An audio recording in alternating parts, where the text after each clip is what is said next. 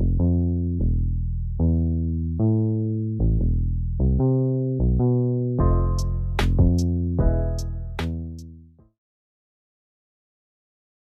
and blessings. You're watching That's What's Up with Qiyamah Muhammad. That's What's Up is a series to showcase the lives of people with albinism in the albinism community and share their stories so it can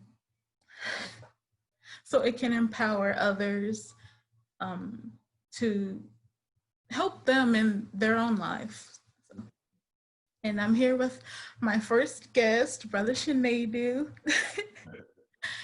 If you'd like to introduce yourself. Well, peace and blessings, everybody. I'm Chinedu Wokafor. I am a recent graduate with a master's in project management from Morgan State University. I currently live in Baltimore, Maryland. How did you get interested in your major? Well, it's a good question. I wasn't interested at first. A lot of my interest in my major came from actually what I did in undergrad. So in undergrad, I had a major in speech communications. But as a regular student, I was very active, became an activist here in Baltimore. And what I realized in activism is that when things happen, there's a lot of reaction. A lot of people jump into things and run into things, but there isn't like a procedure that is properly followed. So it's like people end up becoming more defensive than offensive. And what I was learning from a couple of my colleagues is that, you have to treat, certain situations like a project. And there's steps and procedures to a project. And I learned about project management where it doesn't exactly go for activism. It's usually for like IT projects, but the same concept is used where you follow specific steps and protocols to get things, underway. So I thought that having that background, whether I decide to go into construction or IT or continue my activism work, would be a beneficial role in my life. So, yeah. Well, go back from before you started college. What was it like growing up with albinism? Well, it was, I would say it was so difficult then than it is now. Now we're in the age of technology and everybody knows. Back in the day, albino, what's that? Like, Right. there were so many jokes. There were so many jokes. And partially, I also didn't understand, even though I was told what it is. It's like, but why me? It was a little difficult, especially getting past the, you have lighter skin or whatever have you. The issue was more or less visual. Gosh, was my vision bad? It still is, but when I was younger, it became harder when we're in class and my vision teacher has ordered me books that are 5 times the size of everybody else's books. And I can relate to that. Yeah, I'm sure. But at first, it annoyed me. But so I have always, in my mind, I know how to make the best of anything. So at first it annoyed me, but I'm like, wait a minute, I can use this to my benefit. And what it did is it actually built confidence in me. Like I said, listen, you're either going to get made fun of for the rest of your life, or you can work this. You can work this to your own angle and your own benefit. And I did. I made it cool. I thought it was cool. It was another albino kid in my class. It was 2 of us. We actually lived down the street from each other. So we found ways to make it interesting. Like we got to go to camp. We camp that they had in the middle of the year where we would go and we do fishing and other stuff. And our classmates couldn't do that. So we would be like, yeah, we can do this. Y'all can't do that. Like what? So it kind of taught you to find out how to work a situation very early. And it helped me get past the, people making fun of you or what have you. Yeah, I can definitely relate to, the vision problems of course, that, I know you said this before with when we did the International Albinism Awareness Day at the mosque, and you said that it just comes with a package. So, Yes. um, was there anything specific that was like the hardest for you, or? Mm. Yes. It's a feeling of abnormality. So just not feeling normal. So what I realized is I'm different in many ways, because we are all blessed by God, and we're all blessed in different ways that we all don't understand. So being younger, and all your classmates, who are black, are looking black, and you black, but you out here looking white. Right. So it's like sometimes there was these thoughts of not being, the same. Like, how come I can't be like my colleagues? And that led to a lot of depression and feeling sad for yourself. And I would even say that led to, sometimes to some behavioral issues where, to distract you from thinking, oh, he's albino, he's weird. Maybe I'll do something crazy in class. I'll be funny, so you can just think, oh, he's funny.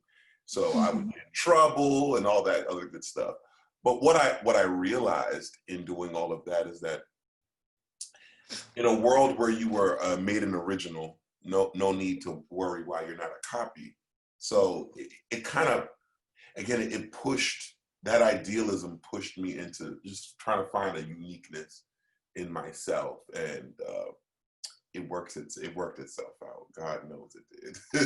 So I'd say it was safe to say that it did work out. Yes. Yes. Another thing. So we know that albinism is genetic. Mm-hmm. Have any other family members that are albino? Yes, I have an elder sister. She's an albino, and she had some of the same issues that I had, being younger with the whole eye. Now, granted, in her case, we both had the same eye surgery, but her eye surgery worked out a lot better than mine. It didn't fix it completely, but it fixed it a lot better. She doesn't have, so I have the nystagmus. She does not have that. But what she had was kind of corrected. But she still went through the same bullying and da-da-da-da-da. But my sister, what saved her in her own space is my sister was smart and quiet. So it's like, make fun of her once, and that was it. Like, no one was focusing on her. I'm the, hey, everybody look at me. So she was more quiet into herself. So I'm sure she had her own issues, but she was just very hunkered down. So I don't know how deeply it affected her. So I know that you're an activist. Mm-hmm. What's the main thing that like what's your main purpose, or what's your main goal for what you do? Oh, that's a good question. These are all great questions, by the way. My main purpose, to be honest, is to do, Pope John Paul II has this statement that says, the essence of freedom is not to do what you like, but to do what is right. I feel like that's something I live my life by. I tell people it's a lot less about, I'm a black man, and yeah, that's a part of it, or we got to rise up. Yeah, that's a part of it. But the most important part is that when you see something wrong and you don't, the Bible says it in some way, like sometimes the person that sees something wrong and does nothing is worse than the person who did something wrong. So my activism has always been about speaking up about something that's wrong, especially when it comes to a group that I feel like is vulnerable. And I believe being an albino speaks to that, because I am of a vulnerable group. And if I was able to rise above that vulnerability, I would be foolish to not try and lead other people out of a same space. So that's where a lot of my activism comes from. And my goal is to just continue to, again, back to that thing about being original. God put these things in my mind and my spirit, and wherever God leads me, who am I as a servant? Who am I to not follow? So I'm gonna keep going until he says stop. That's a good mindset to have. Would you say that your albinism plays a part in with other people that you work with, who is more melanated? Absolutely. And this is where we talk, let's talk about being advantageous. Mhm. My albinism makes me stick out. So naturally, I think I was blessed because I have come from a family of orators. So everybody speaks very well in my family.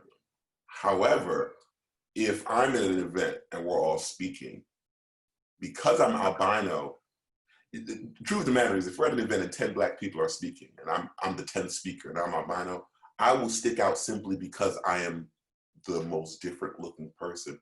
And that has played such an advantage because even if it's people just saying like, oh my God, he's albino, this is how you work it. That's how you'll be remembered. At an interview, if you're an albino, speak up. At a conference, if you notice you're the only albino, that's when you should speak up because everybody will remember you. And whether they're remembering you for the right reason or not, it's not about that. It's about how do you parlay that to your own benefit. So it has always been advantageous for me to be the albino in the room because that uniqueness alone will draw people to me. And then when I open my mouth and then the intelligence comes out, it even adds more greatness to greatness. So, being albino is my superpower. I can definitely relate to that. So you'd say they had a more positive impact with your work? So I think I already asked how you got started, or did I not? No, you didn't ask how I got started. Oh, But I okay. want to put a caveat into that other thing. It wasn't always positive. I remember when I worked, one of the greatest jobs I ever worked at was at McDonald's. I'm going to tell people why. Those jobs humble you. No matter what you become tomorrow, those jobs are very humbling and they teach you a lot of life lessons. Right. So I was the person at the first window that you walk up to, that you give the money to. But I wanted to be able to take orders. There was 2 screens there. One person next to me took orders, and I was the one that took the money. And I remember I was begging my manager, can I take orders? And they were like, no, you can't see. There won't be a way, like you have really bad visions, you'll mess stuff up. Now, I like a challenge. So what I did was, and this is another gift, I have very good memory. Very good memory. I'm good with numbers, I'm good with words, and I'm pretty good with images. So what I did was I ended up memorizing the screen. Don't know how, I just did. And I told her, I said, come here. I told my manager, come here. I told her to tell me an order. Close my eyes, and I was able to do the whole order with my eyes closed. And she was amazed. And I think what helped me learn that was the National Federation for the Blind. It's here in Baltimore. They have a lot of camps that we went to when I was younger. And these are house skills that you learn, but don't even know that you learned them. When we'll go to these camps, it will be visually impaired people with blind people. And I would watch the way my fellow blind brothers and sisters were able to navigate things, whether it's play sports, beat ball, or walk through the room. I noticed that memory served as a very good tool for them. So I learned that I have a good sense of memory. So when I was able to do that order, she was able to trust that I had better vision than she thought. And I was able to do that at McDonald's. And that taught me that if anybody doubts, and it happened in other jobs where I do the same thing, like people are going to have your doubts, so you have to come ready. And that really paved the way. Couldn't forget that story. But that was very important to put in. If you didn't get that job at doing that, I don't know how. I know that you do a lot of work with HBCUs, right? Yes. How could you describe like what you do, or how you were interested in doing it? Easy to describe what I don't do. So My father, he started working at an HBCU here in Maryland, Bowie State, about a month before I was born. He's still there. And we were basically born on that campus. He would bring us all the time, and we would go. And again, as children, you don't realize what you are doing. But we would go and we would enjoy it. It was such a family-oriented space. Again, just going as a kid, not thinking about it. So fast forward 18 years when I ended up at the illustrious Morgan State University. You know, I came and I was having just being in school away from home because I was supposed to go to Bowie, but you know, I said, can't be around daddy. I needed to flex. So I came to Morgan. I was having too much fun, you know, having a great time. I wasn't much of a partier, but hanging out with friends, just freedom. And just having a great time, not doing anything in particular. Until one day, there was this event that they had, and it was basically like the senior class or the junior class was doing a great debaters type thing. And it was the freshman class against this class and that class. And, you know, I said, I'll volunteer. And I joined the team. Now, I've always known that I was pretty intelligent, but this was some of the first time that these skills were actually coming out in such a way. And we got on that team, and we spanked everybody, and we won. And then people started to notice me. You should join the SGA. You should do it. I said, I'll come and look. Okay, I don't have time to join anything. So I came and looked at stuff and looked at stuff and looked at stuff and heard stuff. So I just started to, you know, slowly listen to stuff and just come and volunteer slowly. Then it really got started in 2012 when Trayvon died. Trayvon Martin died. That kind of shook me to the core, because when you're at an HBCU, and that's why it's very important to go, no matter what time of in life that you're at an HBCU, there comes a moment where you realize that the world is a lot bigger than you, but also a lot smaller than you. And it's funny, when I think about this, I relate it to A Different World, because you see the same thing. You know, watch A Different World. They had a special one time about the riots in LA during the Rodney King time. So you're in school for education, but life is going on. So during the Trayvon Martin era, it upset me and my homeboys and my sisters. We're like, we had to do something. Like, we have to bring an awareness. So we just planned a march, got our president of the university involved, and, you know, people gathered, and I was they chose me to be the main speaker. That's the first time that I spoke, and I took that mic, and God took over. And that was it. From that moment, and then the week following that, we did that's when I got involved with HBCU work, when I learned about HBCUs being underfunded. And I heard about there was a rally going on. I jumped on that, got very, very involved. And that is what caught the attention of administrators at Tennessee State University that invited me down there later that October, where I happened to run into some guy by the name of the Honorable Minister Louis Farrakhan. So God has a very interesting way of doing things. That's why it's important to live into your destiny. But that's how I got started. That's a very good way to start. So I guess we're now on the topic of, you know, Honorable Minister Louis Farrakhan. It's a nice segue to this section. So you two met at Tennessee. So should I word this? So how would you describe your experience being there? How would I describe my experience? God, I remember that. It was, first of all, It was a lesson in humility. Mm-hmm.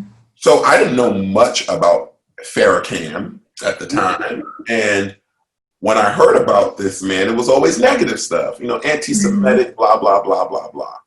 Now, I'm a communications person, okay? So I have a little journalism in me. So it's like, okay, this man is anti-Semitic. Like, I would meet with anybody because I have questions. If you're going to be this anti-Semitic person, I got to know what is up with you. Why do you hate these people and why are you so divisive? And I went there with those questions in mind with me and my colleague. Mm. But the way God had things work, questions were later. We had to hear him speak briefly. And this was a private, probably 25, 30 people in that room. Private event before the main event. And he spoke. And I said, you know what? This is why coming with your preconceived notions can be dangerous. Mm-hmm. They could be very dangerous. It reminded me, I was born and raised a Catholic. Mm-hmm. And every year during Easter, we did Stations of the Cross. And basically, it was the story of Jesus from birth to crucifixion. Mm-hmm. And one of the scenes I was in were people, when Jesus got captured, the people who were gossiping and said, oh, I heard he's a carpenter's son. I knew he would come to no good. And da-da-da. What people typically do, human characteristics. So being in the presence of the person that I've heard so much about, never met, never watched one video, never watched anything, just know that he's anti-Semite. Let people tell it. Being in his presence, I didn't feel that. I felt somebody who loved his people so much that he would do anything for his people. Mm-hmm. That loved mankind, humankind so much. What I really understood is when you meet a man with so much of God in him, this is the truth. When a man carries so much God in him, it is understandable why human beings would think that that person is somebody else, because human beings don't have the mental capacity to understand and verbalize what God is. So when somebody is so touched and anointed by God, there's going to always be a level of denial. So being in his presence, it was earth-shattering, if you will. I remember I was so nervous, but that couldn't stop me. And when I asked him my question, I looked him directly in his eye. Mm-hmm. And I watched. See, before any religion, I'm a spiritualist. I love the spirit world. And when I promise you, when I looked at him and he looked back at me and he smiled, I could feel our spirits. We are kindred spirits. I knew this man. I knew that spirit, and we had a connection. Mm-hmm. And the first thing he said to me is, thank God for you. And some people who are good at speaking, like myself, some people who are good at communications, like myself, could say, maybe this is just his way of trying to, swoon me into his, being a member of the Nation of Islam or whatever. Mm-hmm. But I felt the genuinity. I felt it. And the video doesn't capture it enough. You had to be there. Anybody who was in that room, if you ask them the same question, I promise you they'll give you the same answer. It was amazing. I felt so seen. Mm-hmm. And that's when you're a Black man, albino or not, when you're a Black man or a Black woman, there is no greater thing in this world than feeling seen and visible. Because when you're visible, then that means you're there. Right. That was my feeling, my sister. Don't get me talking about this man. We got here all day. We'll save that talk for another day.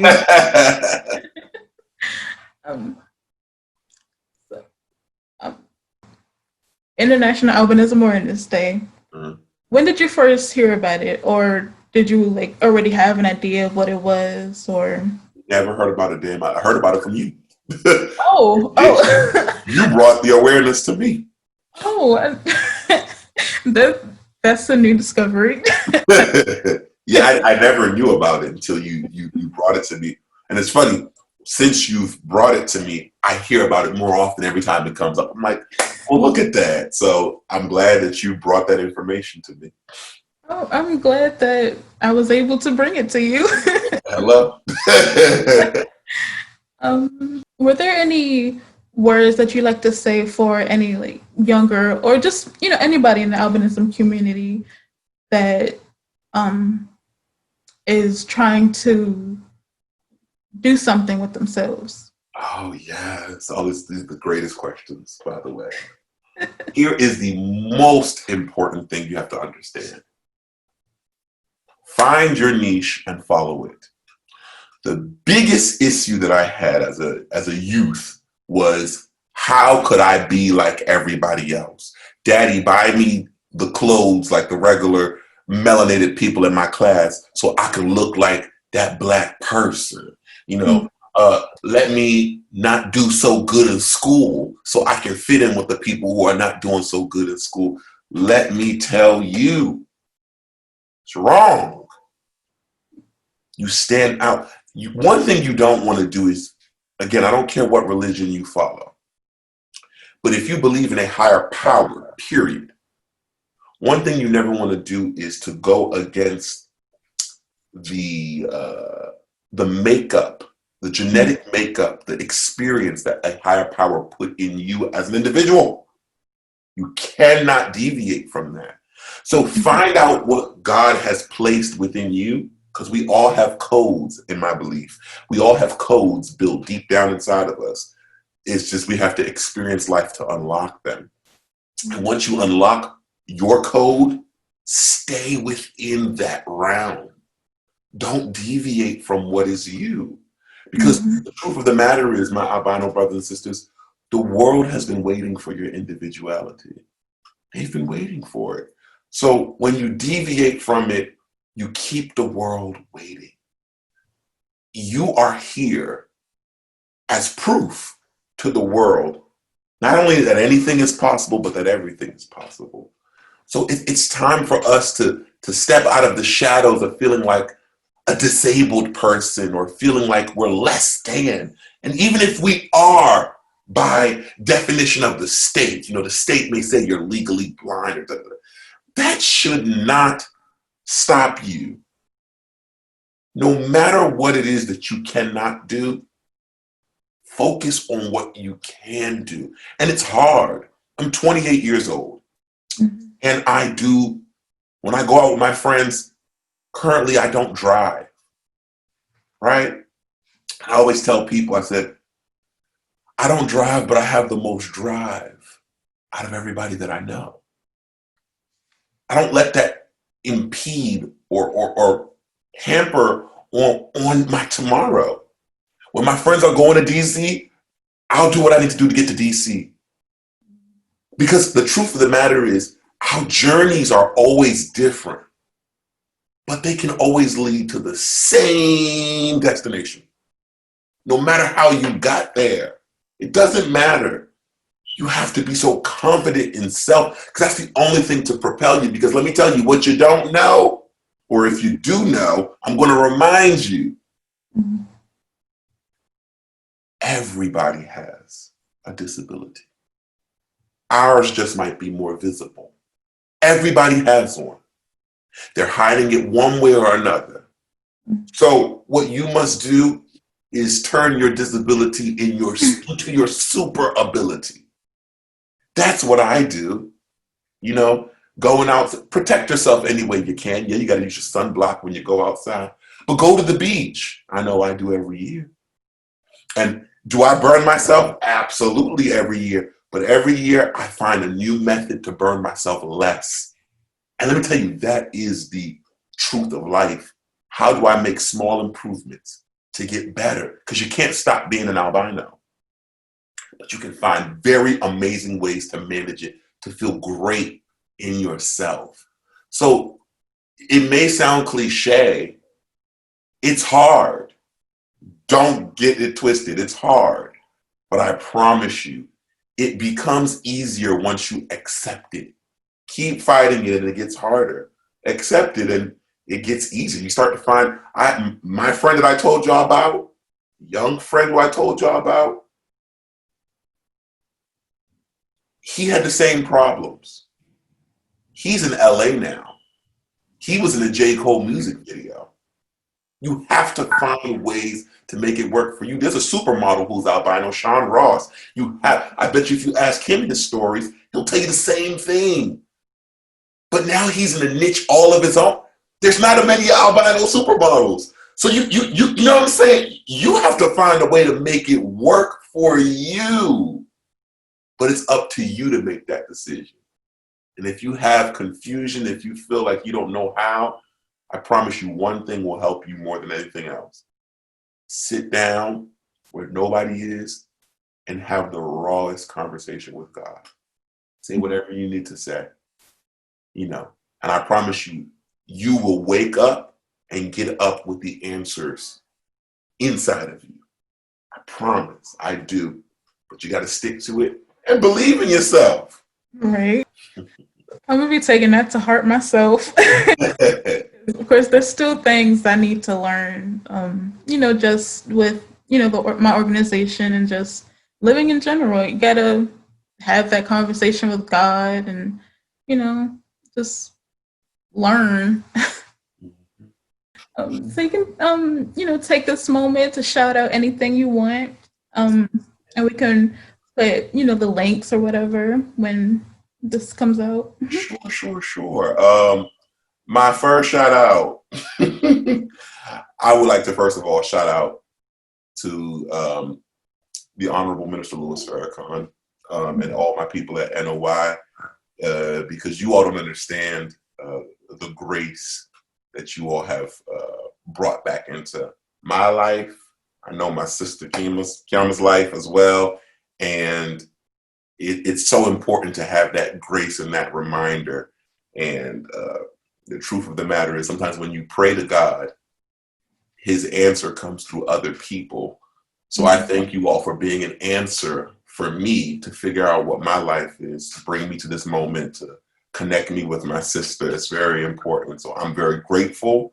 I'm shouting out all my HBCUs, especially Morgan State, the best HBCU, the best school in the world, period. My mom would have to disagree with that because she went to Howard. I'm so sorry to hear that from my sister with the school stuff. I'm so sorry. But also shout out to Howard, a lovely school, great school. My father got all of his degrees from there. Howard's a great school, but that's the great thing about HBCUs, that rivalry. We keep it on, but we love each other. Right. And last but not least, I would like to shout out to every Black person that is standing strong for all of the people that we're losing. We still haven't got justice for Breonna Taylor. We still haven't got justice for Jacob Blake. And we still haven't got justice for Trayvon Martin. We still haven't got justice for Rodney King, Emmett Till. We still haven't gotten justice for being brought here unwillingly, those who we lost. So to everybody in the fight, I am giving my heart and my soul to you all and my love, and I am going to fight it with you. I just can't give you my word. I have to go out there and fight with you. And you can follow me you can actually follow me at my website, and it's www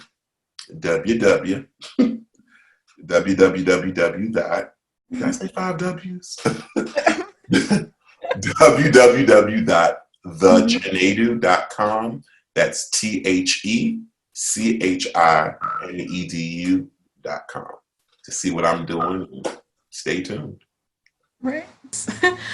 Thank you for tuning in. You just watched That's What's Up with Qiyamah Muhammad and Brother Chinedu. See you next time.